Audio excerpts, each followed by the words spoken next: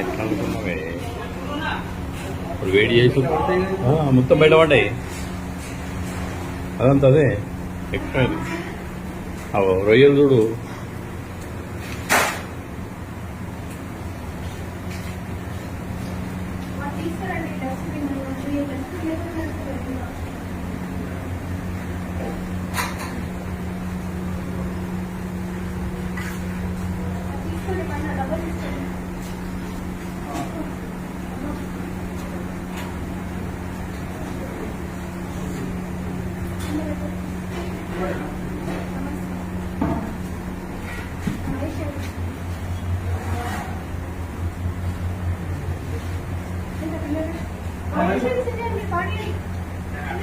Gracias.